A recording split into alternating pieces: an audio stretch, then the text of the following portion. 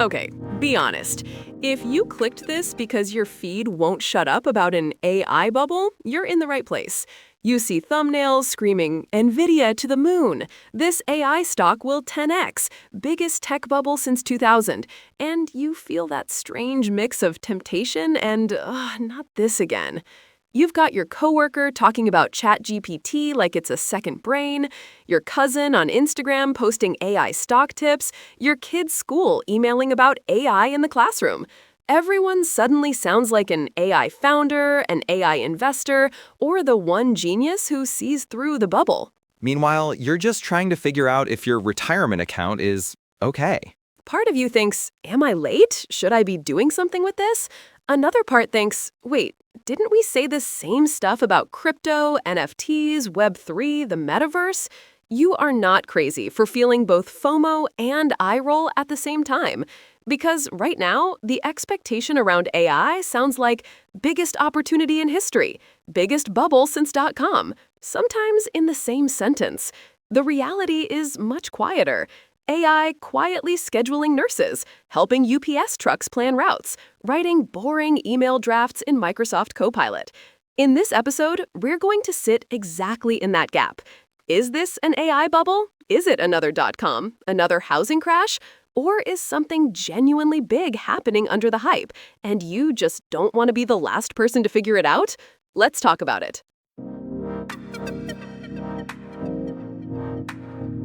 You're listening to Curious with AI Together, where we take big, buzzy topics and make them feel human again. I'm Lex. With me is my co-host Eve. We're not here to sell you a course, pump NVIDIA, or call you stupid for being curious. For the record, I have absolutely nodded through a conversation about price-to-earnings ratios while understanding almost none of it. So if markets make you feel a little dumb, you're in very good company. Quick guardrail. This is not financial advice. We're not telling you what to buy, sell, or short. What we are giving you is a calmer way to think about this AI bubble idea. So when some podcast host or TikTok trader sounds very sure, you're allowed to say, I'm interested, but I don't know yet. Here's the game plan so you know the journey. First, what a bubble actually means. Then, who decides what an AI company is worth? We'll grab a couple of quick lessons from .com and the 2008 housing crash. Then we'll land on a simple way for normal people to stay sane while AI feels both real and overhyped.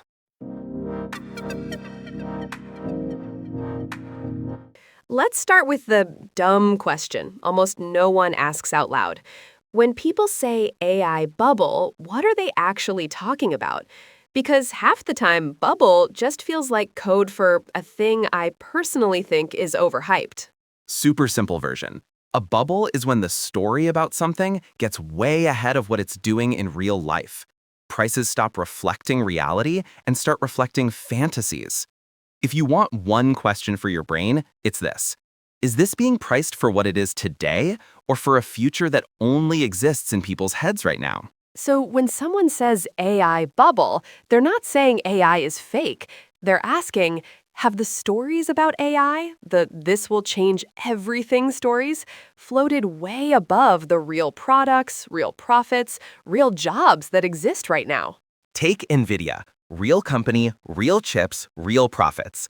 Data centers are literally buying its GPUs as fast as they can get them. Now imagine a tiny company that adds a chatbot to its website and rebrands itself as an AI platform, and its stock jumps 200% in a few weeks. Same word, AI, very different realities. Most of the bubble risk sits in that second category. So even already, you've got a mini test. Next time you hear AI bubble, ask, are we talking about what AI is doing today or a future story everyone is desperately trying to trade? And once you see that bubbles are about stories and expectations, the next question is, okay, who writes those stories? Who decides what an AI company is worth? There's this fantasy that somewhere there's a correct number for what, say, OpenAI or NVIDIA is worth, and a room full of serious adults on Wall Street already know it. Right. In real life, a company's value is a crowdsourced guess about the future, expressed as a number. Different people look at the same company and say, this is the new electricity, or this is the new pets.com. The price you see is where all those hopes, fears, spreadsheets, and vibes collide today. Picture three people staring at the same AI stock, NVIDIA. Your friend who lives on FinTwit says this will power every AI model on Earth, cheap at any price. Your uncle says, we said the same stuff about Cisco in 1999. I've seen this movie. You're in the middle, thinking, I just wanted to know if I should leave my index fund alone. All three of you are part of that crowdsourced guess. And just to make it more confusing, you've got very serious people splitting into two loud camps.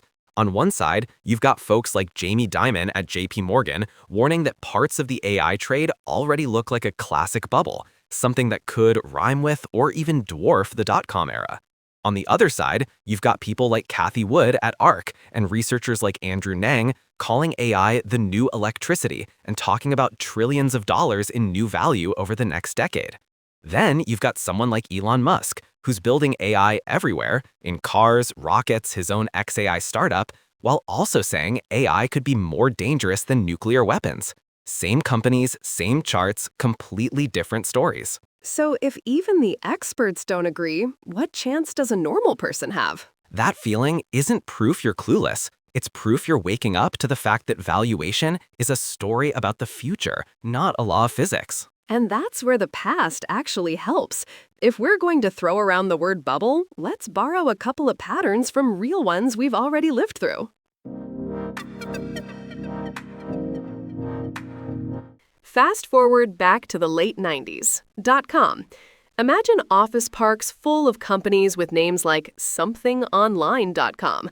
Everyone drinking fancy coffee and saying new economy like it was a magic spell. The story was simple. If it has a website, it is the future. Money poured into anything with .com in the name. Some were real, Amazon, eBay, Google. They survived the crash and still shape your life every day. Others, like Pets.com and Webvan, had big Super Bowl ads, huge valuations, and business models that fell apart the moment reality showed up. The internet was real, but the prices were based on a story that said, this will grow forever, normal rules don't apply. So when you look at a tiny AI coin or a microcap AI robotics stock, and you're not sure if it's the next Amazon or the next Pets.com, that's a very .com feeling. Different decade, different asset, housing in the 2000s. The story was, home prices don't really go down. Banks handed out mortgages that only made sense if that story stayed true forever. People bought second, third homes or way more house than they could afford because the whole system said, relax, you can always refinance. Prices always go up. On paper, the models looked safe. In real life, it was families getting keys to houses they couldn't actually afford, stacked on top of complicated loans almost nobody really understood. When reality finally checked in 2008, that story collapsed, and it didn't just hit banks. It wiped out retirement savings, jobs, and a sense of safety for millions of people. The pattern is simple. There's a real thing underneath: internet, housing, AI. A simple story that feels great to believe.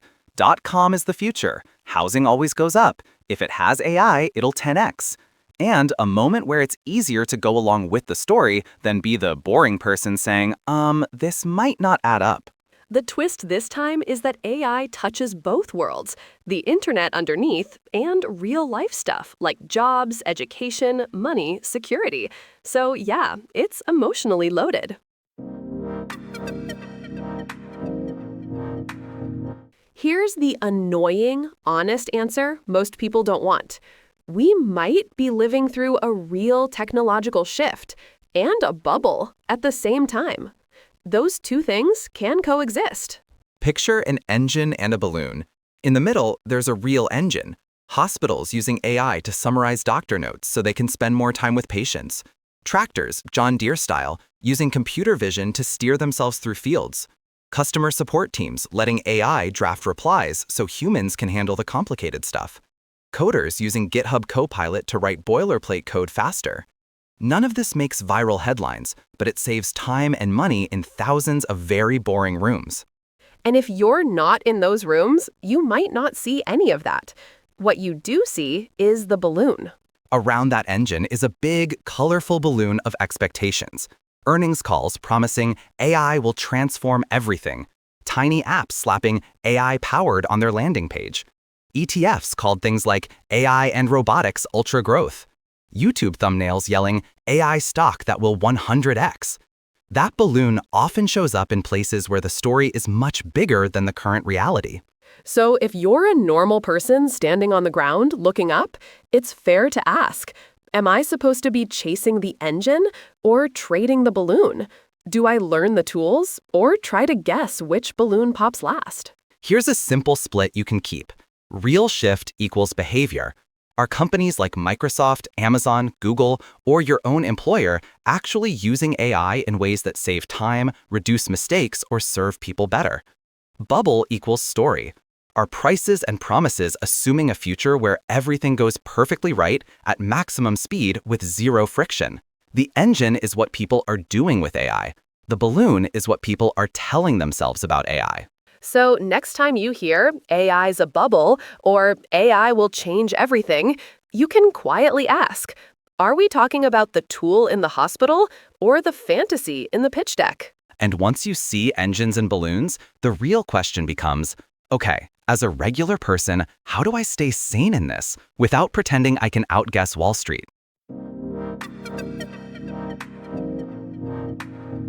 If you've made it this far, you've already done something unusual. You didn't just scroll past the word bubble or mute AI on Twitter. You stayed with the discomfort for more than a headline. So let's land with a few small things you can actually do. First, it's okay to say, I don't know yet. If someone asks, is this AI a bubble?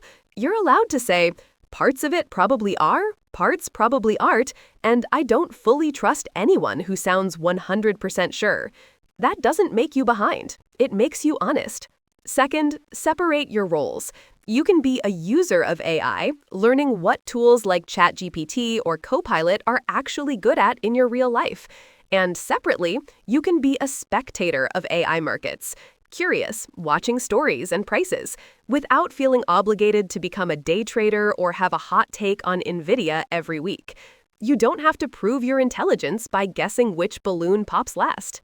Third, run 2 quick checks when you see something with AI on the label. 1, if I removed the word AI from this product or fund name, is there still something solid left?